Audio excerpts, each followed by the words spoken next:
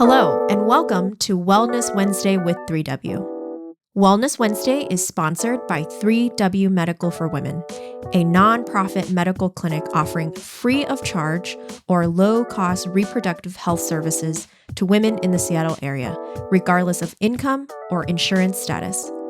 3W does not profit off of the reproductive health choices women make. The information shared in this podcast is the opinion of the speaker or speakers. Medical information is not intended as individual medical consultation, but for general education only.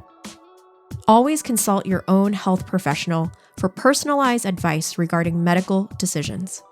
And if you're in the Seattle area, consider making an appointment to consult with us. I'm Helen Nguyen, CEO and co-founder of 3W Medical for Women and the host of today's podcast. Hi there, Wellness Wednesday listeners. Welcome back to another episode with yours truly. I always get to have so much fun with this. We have a guest speaker in the house today, someone you're very familiar with, our very own Lauren. Hi, guys. I'm back. She's back. And I'm not pregnant anymore. I'm so happy. Don't I look better? You can't see me. You might be hearing me. But if you go to the Instagram, I'm not, puffy and prego. I always thought you looked gorgeous. I know. Glowing. Helen was a hype woman. But at the end, I mean, we'll get into that. But the ankles, the face, I looked like a different person. You did, but you also looked good. Thank you. I appreciate that. I was just like, well, the minute she popped her daughter out, I was like, so when we get in another one. Oh my gosh, everyone in my life, give a girl a break. I just did all of this. Well, we're having Lauren back today because I think the world needs to hear about your birth story because it was pretty unique and eventful. Yeah, I mean, I would think it was eventful and unique, but also very normal for first-time moms to kind of go through this. And so I think it's a cool story to hear, to normalize and also just talk about, like all the ins and outs of birth, because it's crazy. Me and my friend who just had a baby also always talk about like how every person that exists on this earth, like someone went through this to get their baby. And it's crazy that it just happens every day. Like, it really blows my mind that like women just do this all the time. And it's like, it's kind of no big deal. Like, it is. But then you just like live your life after. And it's like, no, that was like a huge deal. It's crazy. Anyways, it blows my mind that like a baby came out of my body, let alone just like birth, pregnancy, all the things. So to talk about it, I feel like is just fun and cool. Yeah. Okay, let's start back in October. Yeah, October. Yes. So my due date was November 2nd. And around like 30 and a half weeks, like I was starting to have what we call, I guess, like prodromal labor, which is like contractions would start. It always was the evening. I would always message you guys and be like, guys, having contractions. I'm not coming in. Yeah, like I can't come in because I live really far. I live like an hour away from work. Right. And so with traffic, like an hour and a half. So like if I'm coming into work with contractions, which I did a few times. Remember, like the end of the time I was coming in, having full contractions in the clinic. Well, I mean, we were thinking if you went into labor, I was in good hands. Wouldn't be the end of the world that you were in the office. And then I would be like, who's going to take me home? Who's going to take me to the hospital? Josh, literally, my husband was like, go there. Like, you're more, I can't do anything. So he sent me to work. He's like, you're fine. But anyways, I was having this prodromal labor at like 39, 38 weeks and thought like, okay, like any day now. Yes. Then you hit 40 weeks. November 2nd comes. And this was after, we won't get into it, but I had to go to the hospital a few times for blood pressure issues. Yes. So I'm thinking like things are going to happen. 40 weeks comes and goes. And the theme of all of this is due dates like literally don't matter. And I knew this. Okay. I was very well educated. I know, but like in that state, So like I knew I had amazing doulas who I will talk about. They're called the Birth Collective. They do all the Seattle area there and Austin. And they are the most beautiful women. So great. And they all have a million kids. Like between them, I think they have like 13 kids. Yeah. And so they have obviously been through birth a lot. And they've all had all these different types of births. So if you are looking for a doula, we have great doula resources we have on the podcast, but they are a great team because you get one of them, but you meet all of them. So sometimes with doulas who on their own, which most do, if they have two women in birth or in labor at the same time, they get a replacement and you've never met this person. Where this case, you're always going to get one of the ladies you've met. They kind of tag team. Yeah. So they like rotate like who's on call. So like one goes to a birth, the next one's available. So I got Sarah, who Josh wanted. Sarah, you know that now if you listen to this. He loved Sarah because we did a childbirth education class with her. So anyways, we got Sarah and it felt like it was meant to be. But anyways, my doulas were like educating me the whole time. Lauren, you're a first time mom. Most moms don't go into labor on their due date. But when you start having contractions, you're thinking, this is going to happen. Oh, great. Let's ready to go, right? So 40 weeks comes and gone. I'm doing everything. People text me, have you tried this? Yeah. Have you tried that? Yes, I tried it all. I was not doing good mentally. I literally had to, and I had the perspective like, I'm going to keep working. I'm going to do it all. I'm going to go to work. My brain was not working. Right. I literally like could not function because I was like, my whole life's about to change. Don't know when it's going to. And like, I'm so pregnant. I'm so uncomfortable. And I just want to get this child out of me. So 40 weeks. I'm doing chiropractor. I'm doing acupuncture. I'm doing all the things. You're walking. I remember you walking. walking. I'm doing what you will know if you are a person about to give birth, the Miles circuit, which is all these things you do to get the baby in the right position. Oh, yes. I'm doing it all. I'm doing everything my doula is telling me to do. Nothing. Didn't you eat certain like spicy foods? Oh, I was eating the stuff. I was having dates. I was doing the primrose oil. Like I was doing everything. And I go to my 40-week appointment and my midwife's like, you're at a 1 centimeter. And then after she did sweat my membranes. So they do that and you can start that sometimes starts labor. Yeah. So we're talking about this. The mucus plug leaves me having contractions. I'm like, we're doing this. It's happening. Nope. I walk around Costco. I have a Costco hot dog, and Helen and I have a great bond on a Costco hot dog. That still doesn't send me into labor. Damn it, Costco. Yeah. So, anyways, we get another membrane sweep at 41 weeks. Nothing happens.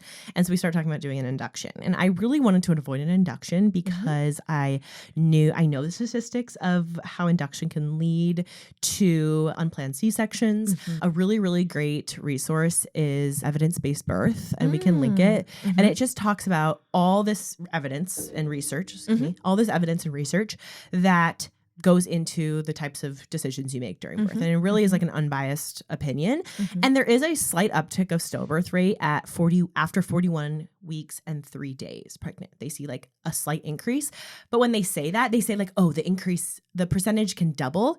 But before it was only like 1%. So it goes to like 2%. And I don't know the exact statistics. So when you actually look at the percentage and the rate, it doesn't go up by a lot. If 1% is doubling, it's still only 2%. Yeah. It's not like it was 50% to 100, right? Right. So you can't really that's a really good resource that my doula is pointing me to and my providers were really great. I had midwives at the St. Joe's area hospital in Tacoma, but they were great and not pushing an induction if I didn't want one, but some providers do. And they can use statistics to kind of manipulate like, okay, let's get this show on decisions. The road. Yeah. And you're vulnerable. Yeah, exactly. And like I had every right to get them. And I could have got a, scheduled induction if I wanted to, but I really wanted to try to let my body go into labor. Okay. So Tuesday rolls around. This was 41 in 5 days. And again, at this point, I was honestly doing better mentally because I was like, okay, I have a scheduled induction if I don't go into labor at 42 weeks. You have a plan. I have a plan. And like, I'm not going to be pregnant forever. Where at 40 weeks, like it feels so far to be 2 more weeks pregnant. So I do one last ditch effort of castor oil, which is a laxative. And my doulas are like, this is your last ditch effort because it can cause you to like throw up, have bad like bathroom issues, like diarrhea because it's a laxative. So, but the idea is also like it can get, a laxative gets stuff moving, contracts things. It can also start the uterus to be contracting. And my midwife also approved of it. And she said I could do it earlier, but my doula was like, let's just wait until like there's no other option. And they wanted me to wait till Wednesday. I'm really happy I didn't because I had a pretty long labor. I did it on Tuesday, 2 days before my induction. And I take a nap and I wake up and I'm like, something feels different. And it was like 4 p.m. I started to have contractions and they were like 10 minutes apart, which was okay. This is better than we were doing. And I would have, and like, it was not going away. Where before I would have like 5 minutes, 7 minutes, 8 minutes. And then go away. And then I'd like go to sleep and then wake up and nothing would happen. So this was different. And I make my husband come home. My husband's kind of a jack of all trades. Yeah, he's just Mr. like aloof a little bit. Like he likes to just be doing things. He doesn't want to just hang out at the house. Yeah, so he's always doing things. And we were remodeling a home. So he's like working hard to get that ready right before a baby. And I'm like, come home. I'm like in labor. I need your help. And I'm living at my parents at the time. And I like, do not want to see anyone. I'm like, don't come to my room. Like I'm in the basement of my house. Like no one talk to me. Like they're bringing me food to the door. Like I'm like going into my zone. I'm like, I'm going to do this. Because I was attempting, I should have said that my birth plan was doing an unmedicated birth. So no epidural at a birth center that's next to the hospital. It's a really great option that you have if you're in the Tacoma area. You have the same midwives if you go to the hospital. So if you decide you can't or something happens in your care, you are literally in the hospital. But it's just this standalone birth center with like a big bed that looks like a hotel room with a big bath. And it's really a nice cozy environment that I didn't get to foreshadowing. I didn't get to do it, but we'll get there.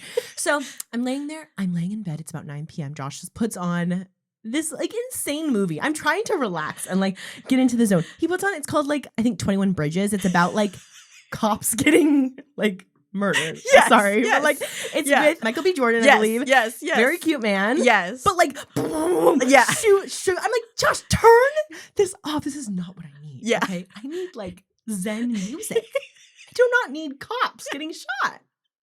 Damn it, Josh. And then we watched it like literally 2 weeks ago. And he was like, this was the movie I put on when you were in labor. And I was like, oh my gosh, you're so annoying. So we start doing this and my water breaks. I'm laying in bed and I feel this pop. And it felt like her head like moved. Like that's how I felt. Oh. I wasn't standing up. So I felt the pop, but it felt like just a big like kick or something. And I was like, what the heck? I literally said, Josh, that was the weirdest feeling I've ever felt. And I stand up and like I feel the gush. Like I had the movie gush. Oh gosh. And I'm like running to the bathroom. Like it was happening. And I like get to the bathroom and like it's all flowing out of me. And so I text my doulas and I'm like, okay, you need to call your midwives and tell them that your water broke. And so the hospital wants you to come within 12 hours of your water breaking because they want to make sure labor is progressing and you're not like at risk for infection, because the longer your water is broken, the higher risk of infection there is, because like now things are open to the public. Yes. To the baby. So I start going into the bath and like laboring there, and I labor all night from 9 p.m. until about 6 a.m. And my contractions were like 2 to 3 minutes apart. Whoa. And really, you're not supposed to get, especially if you want a birth center birth, you're not supposed to go to the hospital until you are in active labor, which active labor means you're 6 centimeters. Whoa. And I was, again, only 1 when I got checked. Yes. And you're supposed to have, I mean, my doulas say, like, if you're not, like, crawling out of your house, if you're wanting an unmedicated birth, you don't want to go to the hospital too early, because they'll send you away, 1, and you really want to be in, like, sometimes when you go to the hospital, it'll stall labor. Oh. Because your body just gets like thrown off. You're just like maybe you're like, oh, wait. Yes. Right? Well, or like the bright lights, the talking to people. Animals give birth, they go and hide away. And really, like, you have to let your body kind of get into this like zone almost. And then you get disrupted when you go. And so if you're not in active labor and not letting things progress, sometimes it can stall things. So interesting. Yeah. And like more intervention, the more you're out of the hospital, which can sometimes lead to issues. So, but I was like, it was becoming unbearable. My doula lived in Tacoma, so it didn't really make sense, because my doula could have came to my home and helped me labor. But I was having back labor, which means like it feels like kind of like period cramps when they're in their back, but like worse because of her positioning. So she was probably like, her head was farther back. So I would get the contraction, and then I would have, my back would still hurt. So it felt like the contractions were on top of each other. Oh. And I just wasn't getting relief, which was like really hard. So I was thinking my contractions were closer together than they were. But they really weren't. Like, they were probably more like 2 to 3, and I thought they were like 1 to 2. And you know the annoying thing? You think like when you hear contractions apart, it's from the start of one to the end, to the start of another. Or excuse me, like when you say 1 to 2 minutes apart, you'd think like one ends and the next one starts. That would be 1 to 2. They want it to be 1 to 2 minutes apart, where one contraction starts, that starts the time, and the next one is the minute apart. Oh. So it's not like the break is a minute apart, it's the contractions itself. So you don't get a break. Pretty so it's much. Constant. That's when you're in active labor, you're really not getting a break. Son of a. I know. And I was not aware of that until I was like 32 weeks pregnant. That like when you measure that, it's not from the end of one to the start of the one. It's from the start to the start, which gives you like no break. Like let's say the contraction was a minute, you have a 30-second break. That's like a minute and a half apart. Not 30 seconds apart. Crazy, right? Yes. But the more you know. And I was annoyed to hear that, because I was like, how that what the heck? Yeah. So we get there, and it was funny. I went to the hospital twice because I had blood pressure issues, and there's so many midwives in my practice that I go to, and they're always on call. There's literally like 20 of them. I got the same one 2 times. Oh. And then we go to the hospital, and there she was, Joan. And me and Joan had a rough start, but we really liked each other at the end. Okay. And Josh loved Joan. She was really rough around the edges. And the girl how my practice works is you see one midwife, and then like whoever's on call is going to deliver you. Right. And so Joan's on call again. She's like, Lauren, well, let's have a baby. Like we've tried twice, and it didn't work because you were fine, and we sent you home. So Joan looks at me, and she's like, you don't look great. And again, this high blood pressure that I was dealing with before, we were worried when I was in labor. I had high blood pressure that I was going to, be in pain and things were going to, be high and emotional, like all these things. And like at baseline, my blood pressure was borderline. And so like you add those factors and it might not be the greatest. And sure enough, my blood pressure was high. And Joan looks at me, she's like, yeah, you don't look great. Like she's worried, like I have preeclampsia or like I'm 42 weeks pregnant. Right. I'm 1 day before 42 weeks pregnant. Because this is again Wednesday at 7 a.m. So I've been in labor for more than 12 hours at this point. I started labor at 4 that day, or the day before, 4 p.m. So it's been like 18 hours-ish. My water had broken 10 hours ago. And then they checked me. I'm at a 3. Yeah. And to go into the birth center, you have to be at a 6. But if you have high blood pressure, you automatically have to go to the hospital because you have to get monitored more. Okay. And the other one's you're like risked out. You're high risk. Yes. And so I'm emotional. I'm like so tired. I barely slept. I literally would labor in my tub. I would wake up. I would have a contraction. I would fall asleep like with a towel on the side of my tub. And I would wake up, have the contraction, fall back asleep. I have a superpower that I can sleep anywhere. Helen knows this. Yes, she can. And I utilized it in labor. But like, you're not getting good sleep. No. You're sleeping 5 minutes. Actually, disruptive sleep is worse than no sleep. And of course, and like, I didn't need him to be awake the whole time, but like Josh was like sleeping in the bed like 10 feet away from me. And I was like, this dude doesn't have to go through this. And like, he would get up and help me and get me a snack. But like, then at a certain point, like, he would go to sleep. There's only so much you can do. Exactly. Yeah. So it was fine, but he was just like he was a zombie. I go, yeah, how do you think I feel? How do you think I feel? That man. So I get wheeled over, and it's so nice because like how I set up, I knew this could happen. And honestly, how I had an induction scheduled where I would have had to be at the hospital. So I kind of had given up my birth center birth a little bit. I'd mourned it already that I wasn't going to have potentially that kind of birth. Yeah. And so I had a moment. My doula was like, Lauren, you can cry. Have your moment. Right. And I was exhausted, all the things. Right. And then we were like, okay, we're going to go to the hospital. Right. So we get there and they think that my baby's in a funny position because of the back labor. So they start putting me, I have this nurse, her name's Carol. She's the charge nurse that's been there for 100 years. And she starts putting me in the most ridiculous positions. I'm upside down. And she was like, okay, you don't have diagnosed high blood pressure yet because the doctor hasn't been in here or the midwife hasn't put it in there. So let's put you on your head before they do that because we won't. How does that happen?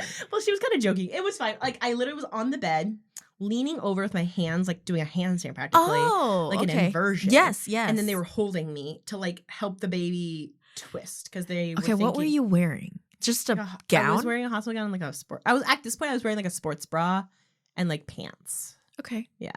Like underwear, I think. But yeah, I wasn't in the hospital gown yet. Yeah. I was in a sports bra. But I had to get the IV, I had to get all the things because I had the high blood pressure. They had to do the blood pressure monitor. So my ideally birth would have been like no monitors, nothing. Like I would have been just in this tub and like candles and music and like a room in this hospital. And like again, I was okay with it, but it was just different than I expected. Right. It is what it is at that point, I guess, like my doula was so amazing just to explain things the whole way. And like I did that childbirth education class where like I like knew all of the things that could happen.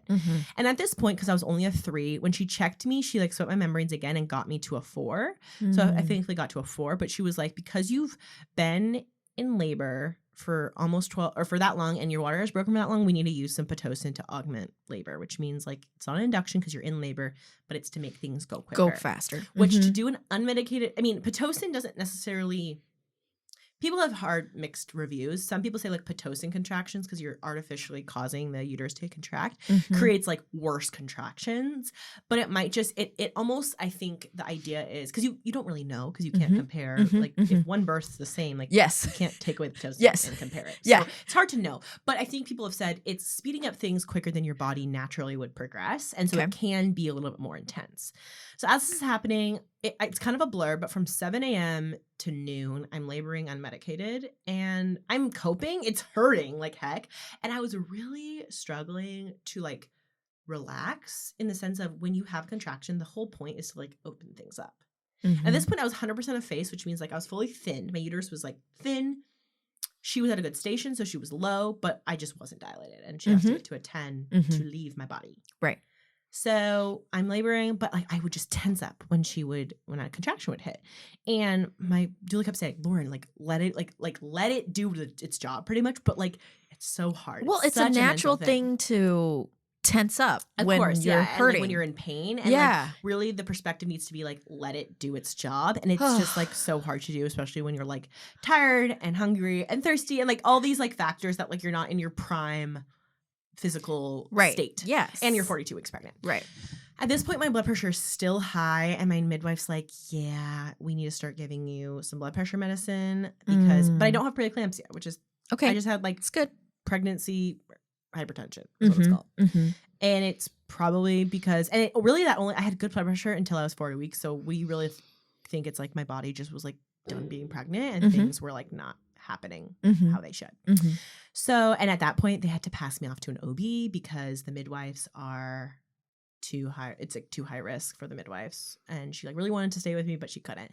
So this is at noon. I have them check me and I'm like, I need to know where I'm at because if I'm at like a 7, 8, like I can keep going, but like I'm starting to get a little tired. Right. They check me and they had a student check me, which I was fine with because I like, we were 3W. I really like, I want to be there for this. Use my body for science, whatever. She checks me, I'm a 4 still. I was a 4 when they swept my membranes at 7 a.m. Son of a... I know. That's so frustrating. So frustrating. And I was like, get the epidural. Like, I want the epidural right this moment. And Sarah, and they were like, do you want to try nitrous oxide, which is like laughing gas that they get at the dentist? Yeah. I was like, no, let's not mess around. Just give me the good stuff.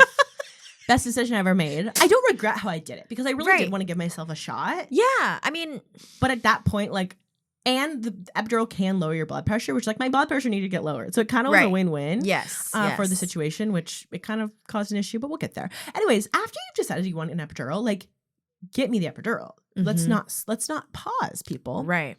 And they're like, well, we have to give you some fluids and like they're doing someone else's and blah, blah, blah. And so it's an hour later and I'm just dying. It's like 50 minutes later. I think I got checked at noon. At 12:50 they did my epidural. Oh my gosh. His name was Jonathan. Can't remember his last name. And he was the only man in my care. I love him. Would pay him money. I mean, I did. I did pay him, but would pay him again. Yes, again. Tip him. There you go. If he put that little, after the coffee shop, 10%, 15, I'd give him a 20% tip. He was great. Okay, Jonathan. And Josh was so impressed. He was like a robot, an anesthesiologist. Yes, they know their job. Yes, and he's just like moving, great. And he kept calling me, I think, sweetie. Okay, sweetie, you need to be, because you're having active contractions. You have to be still while they stick a needle in your back. So it didn't hurt. It pinched. And then, I really don't remember that. Yeah. And it's like, I always was so worried, like, is it going to hurt? Am I not going to be able to move? And I literally told my doula, I'm like in my doula's bosom practically, like getting held by her to stay still. And I was like, how am I not going to move? She goes, everyone says that and everyone does it. So like, you're just going to be still. Like that's what's going to happen. And again, in my brain, I'm like, how does everyone do this? This whole thing is crazy. And so then it takes about 15 minutes for it to kick in. And it's still, you're just like, come on. And then it's the best nap of your life. Oh my gosh, Helen. I've never felt better. I knock out. Really? Yes. And I would wake up a little bit at the peak of my contractions. So I could still feel them a little bit. Then I'd fall back asleep. I didn't know how I was going to say this. But in the middle of this, my husband needed to get out of the hospital, which at this point I didn't care. Right. I was like, take a walk, whatever. Yes. I'm taking a nap. I'm at 4. Like, what's going to happen? Right. And he goes on a walk. Well, I don't know if you are aware of Tacoma, but there's something called Pacific Ave. It's like where UW Tacoma is, and we're up on the hill. It's like 8 blocks away. Yeah. And my husband walks all the way to get a slice of pizza and a coffee. And I check his location and I wake up because I'm like, ooh, I'm feeling some pressure. And this is an hour later. And again, he had time. We thought he had time. Yeah. But the man walked 8 blocks away down a hill. So to get back, like it's literally straight up. Okay. Oh, Josh. And like, I'm like, Josh, you need to come back. Like, I need you to come back. I thought you were just around the hospital. My doula thought he was literally walking around the block. My nurse thought he was in the hospital still. And I'm having to be like, guys, my husband is like the best, most supportive person. Yes, he really is. He really is. And he's not like a deadbeat, but like he looks like one of his. And I'm like, guys, I promise you, like, he's a really good guy. Like, I'm like, you have to apologize for him while you're in labor. I'm like, guys, and they kind of had sensed his like kind of vibe at this point. Yes, so I think they knew he was like kind of a funny guy, but he was like, I cannot be cooped up in here. And I'm like, Josh, what do you want me? I'm not having the damn baby. I'm a freaking animal up in here. Yeah. And so he finally comes back and they check me before he comes back and I'm at a 9. Oh. But don't worry, Josh didn't rush. He got a coffee on the way back. Did he get anyone for anything else? Anyone else? No. I mean, I couldn't have any, but like our doula, nobody. He just comes back with his latte. And I'm like, damn it, Josh. So we get there. I'm at a 9. So from an hour, 2 hours. So at 2, it was like 2:30 they checked me. Whoa. And I was 9. So I dilated in 5. So my body really just needed to relax. Yes. And I mean, I'm sure like in that time, my body dilated more and the Pitocin was working and all the things, the factors. But I was like, okay, we're having this baby. This is great. And about an hour later, I'm starting to feel pressure. And my blood pressure kept being really low now. It was like 80 over 60, 80 over 50, which you should have like 120 over 80, 70, you know, like anything lower than like the hundreds is, for the top number is concerning. And this was because, you know, they gave me the epidural and they gave me the medicine. So in hindsight, they gave me the medicine before they gave me the epidural. So maybe we could have said like, let's try the epidural first, but I had high blood pressure all morning. So they were like very concerned. Right. And that can obviously affect the baby. Yeah. And so, but at this point, my baby is, you know, handling me having a high blood pressure. Now my blood pressure is super low. And my nurse thinks the blood pressure cuff's off because like it was so high and this is so low. So they're like, oh, let's fix it. So I had like 3 readings of low. And this wasn't the smartest move, but I was like uncomfortable. So we sat me up in the bed because I was like, oh, I'm feeling kind of uncomfortable. And I start to get super lightheaded. My right eye like goes black. And I felt like I was going to pass out and my blood pressure tanked. And then her heart rate dropped. Like, really, really low, like 70. And they were funny because they're like usually pushing does the opposite. It makes people like more stressed. Yeah, the baby will kind of get squeezed. And so the heart rate drops. But for Lottie girl, her heart rate popped up. So then it's so funny because it's like emergency, you're getting unplugged. Josh said he was like freaking out because he's just like watching everything happen. And then it's like everyone just leaves. And they're like, okay, start pushing. We'll come back when you're close. And so it's my doula, my nurse. Her name was Brooke, which is like my best friend's name. So I was like, felt like good energy there. And then Josh and me, and I loved pushing. It was so fun because it was like doing something. And like I was numb and I had an internal monitor on her head. It's like a little like hook that goes on their head to monitor things because of her heart rate issue. And so I could feel that dropping when I would push because it was attached and like coming out of the vagina. And it really helped me like understand like where she was. Because when you're numb, it's harder to feel like the pressure. And I loved it. I was an athlete and it was just like fun to like, and I'm like, I love pause. You know me, I love a compliment. Yes. And everyone just kept saying, Lauren, you're doing so good. And I loved getting that compliment. I'm so funny. But really, like I loved hearing like I was doing so well. And I was like, it was really good. Yeah, it was really good motivator for me. And I was like, just keep saying that. And an hour later, she popped out. Aww. And it was so special. My husband cried. He was like, I'm not going to cry. You always cry. Yeah, I was like crying. I wasn't like sobbing, but I was like crying. Yes, and she was sitting there and she was a literal bright purple, had her head, holding her head up like she could pay bills at this point. She was in there for so long, staring into my soul, looking at me. We were just making eye contact. I was like, hi, nice to meet you. Thanks for coming out. Yeah. And took her a second to cry, but my doula was like, she's still attached to the cord. Yeah. And she's getting oxygen. And we did delayed cord clamping where you kind of let the blood flow out of the placenta to help their blood levels. And so that was like 2 or 3 minutes of her just hanging out on my chest. They were like, rubbing her, but they didn't take her off of me. Cut her cord. Josh didn't want to cut the cord. He didn't really want to look at anything. He did look a few times, but he's so funny. Yeah, he's. I would love to. But then I was like having a moment with her, and they're like, "Do you want to cut the cord, Lauren?" I was like, I'm fine. I don't really feel like I need to. So my doula cut it and she was like so honored. She's like, oh my gosh, this is so special. I was like, oh, great. I love that for you.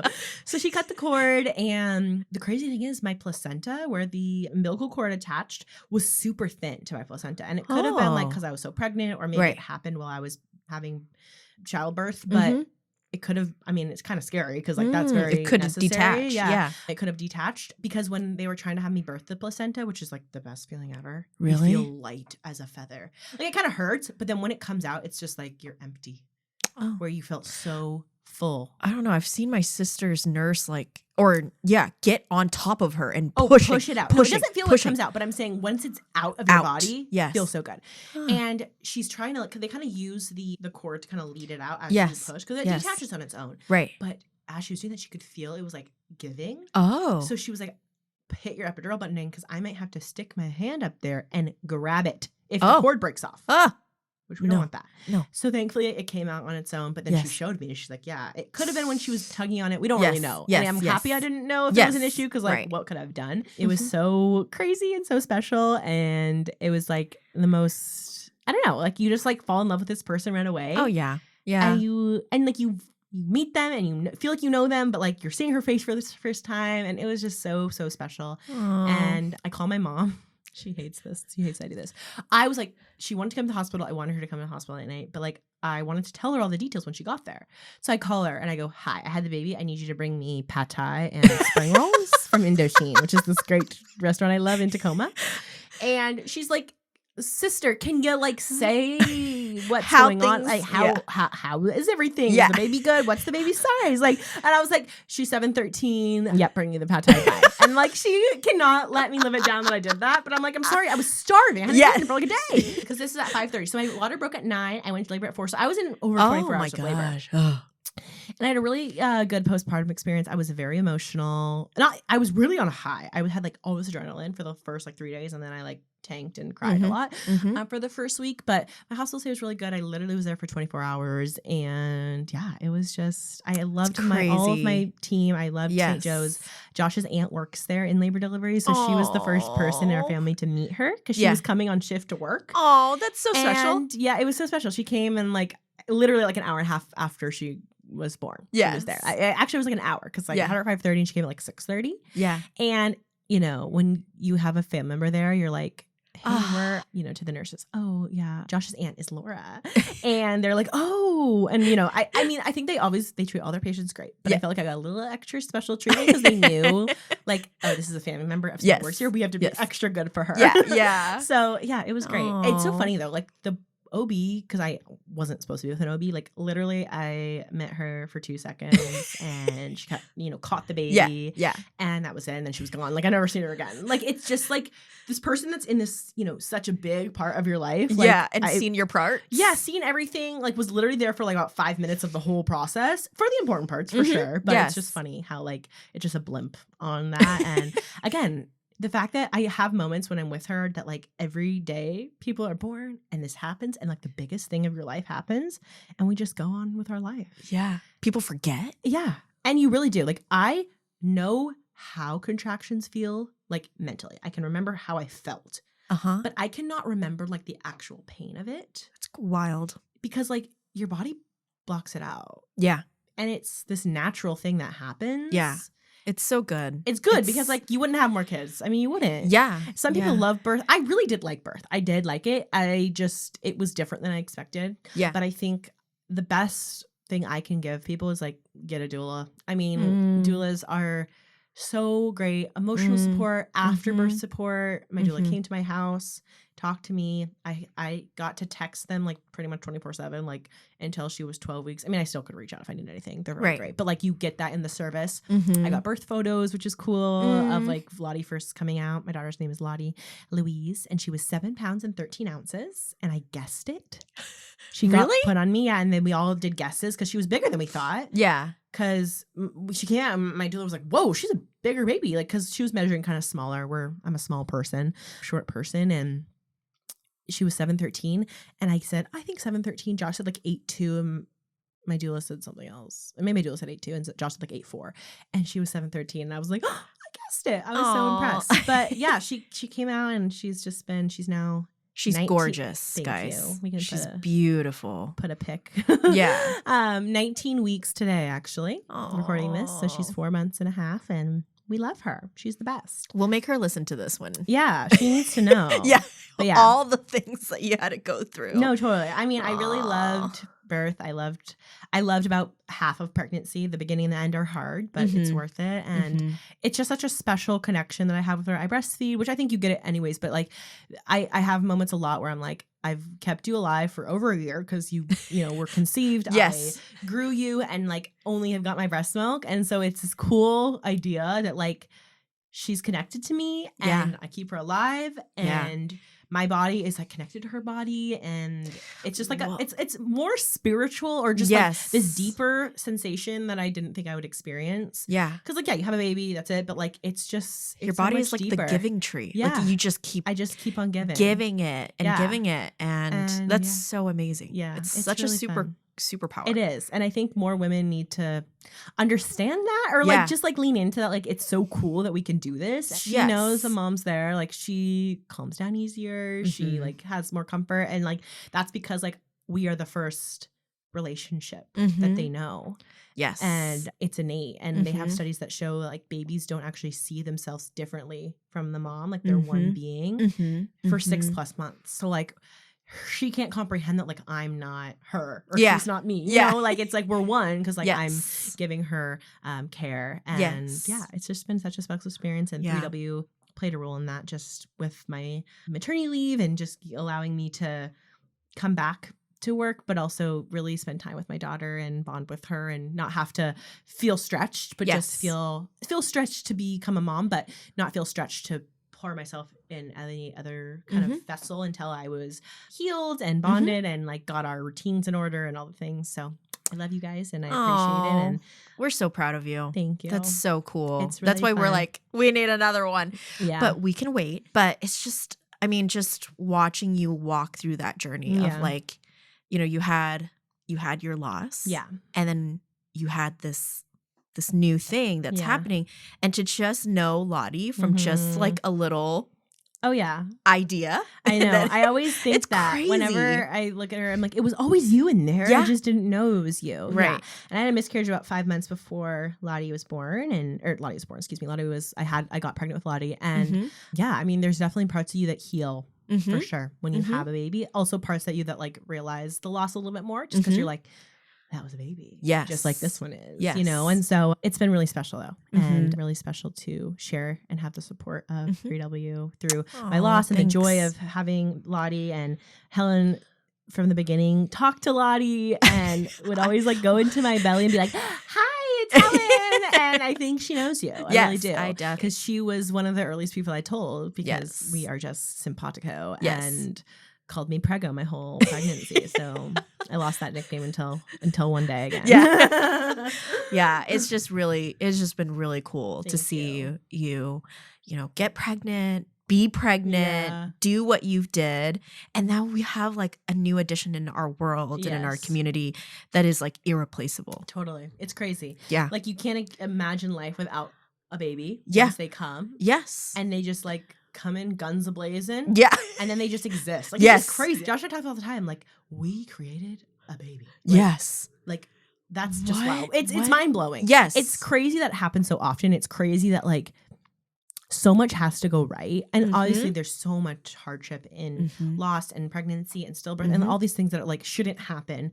But the amount of pregnancies and beautiful births and things that do happen, and that everything's fine, is crazy to me. Because like so much has to go right, and our bodies are so intelligent to be able to grow a baby, give birth to a baby, protect it, nurse a baby, know when to need to go out, like be able to then produce milk to sustain this baby. Like it's just wild, and our bodies are crazy. And I have a lot of appreciation for my body. I also have a lot of appreciation to not be pregnant. I've loved not being pregnant. I get to work. I mean, I could work out I'm pregnant, but like you just at the end are just like so physically hurting. Yes. And you're so pregnant that like you can't, I would go on a walk, my back, and my leg, you can't, you're out of breath. Like I would do Zoom meetings and at the end I'd be like literally huffing and puffing because I had no lung capacity. Well, I remember you like leaning over to get a pencil or something off the floor and you'd be like, I'm out of breath, Helen. And I was like, oh gosh, what? I would literally be like, ugh, I couldn't breathe. And I would have to have like people get like our safe is on the floor in the clinic. I'd be like, guys, y'all have to get that. Like I can't, I'm going to go into labor if I go that low. So in hindsight, you should have probably done that so you can go into labor. Doing it. That girl just was real cozy in there. She's like, she would have been there until she's 18 if I didn't kick her out with that castor oil. No, we're joking. Oh my gosh. She liked it in there. But yeah. Well, you are such a good sleeper that she was probably just like, she's like, it's cozy. I'm sleeping in here. I'm good. She is a doll. Like, literally, my mom was just like, she is beautiful. She's so pretty. The second Helen's mom met her, she just took her. Yeah. She's like, I take this baby. She's so pretty. Yes, well, we love her. As much as I loved you being pregnant, we're so grateful that you're back. Yes. And now you have this whole, like, part of yourself to share with people and connect with millions and millions with people around the world, with every mom that has gone through something like this. You're just like this blood bond. You do. You're like so connected to other moms. You're like, you get it. Yeah. Like, you get that middle of the night stuff. Like sometimes, you're up in the middle of the night with babies and you think like, well, I'm so alone. And then you think, no, there's millions of other moms going through this and have gone through all of what you're going through. And like, and I found a lot of solace in that. Like when I had my miscarriage, I was like, okay, I'm not the first person that felt this. Like this was, something that a lot of people deal with, which is sad, but also I can latch on to that. Like they get through it. We're going to get through it. Same with having a baby. Like everyone, I told myself that so much. Everyone gives birth. Like everyone that's had a baby has given birth. So like I can do this because like other people have done it. And so the same thing with motherhood, like I can do this. Yeah. I have a lot of moms in my life that are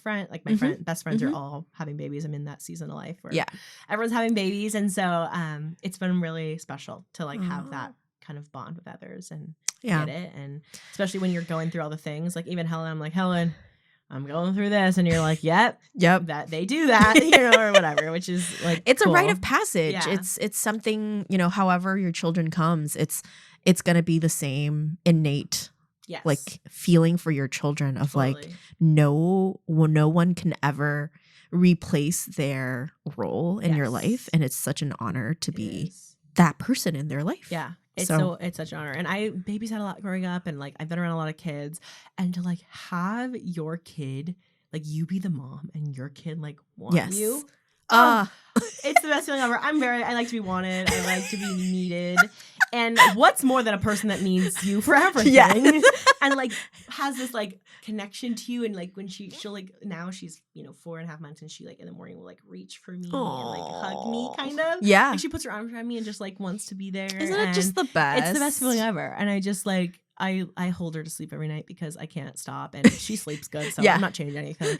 And like last night she fell asleep with her hand like on my lips. Like she was just holding my face. And I was like, she loves me. And I love her. Yeah. And like, but she loves me a lot. Yes. And like she doesn't know anything but like loving me. Yes. And like they know that even when they don't have like a comprehension of like life yet. Yes. But like they probably don't even know they have hands. They don't know anything. Yeah. But they know love. Right. And like that's so special that we can like get that and we can provide that to our babies. So thank you for having me and like allowing me to share my story. Of course. Sorry, Teresa, if we talked too long because you know me, I'm a yapper.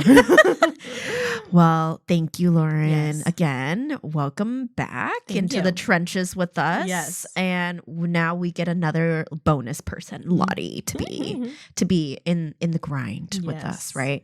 So love your birth story and all of that comes with it. And if you have a birth story you want to tell us, please reach out, because I love hearing about them because it's just fascinating. Super. And I love hearing all the different ones. And like every birth is really, beautiful. Yes. It's different. And like it's different. Cool. And, it's, and it gets our babies here. Yeah. Yeah. So you heard it. Lauren's birth story, Lottie Lou, is now here and she's awesome. And we'd love to hear your birth story. If you feel a desire to tell it to other people, let's do it. Let's jump on this podcast. So until next time, and until the next time another kid popped out in the world, this is 3W and it's Wellness Wednesday. All right, guys. Thanks. Bye. Thank you. For more information about 3W, please visit our website at 3wmedical.org. That's the number 3, the letter W, medical.org. From there, you can learn more information about the services we provide, book an appointment, or make a donation if you'd like to support our mission. You can also call our office at 206-588-0311. That's 206-588-0311. If you like this episode, please share it with others and consider subscribing on your favorite podcast platform so you never miss an episode. Thank you so much for listening, and until next time, stay healthy and be well.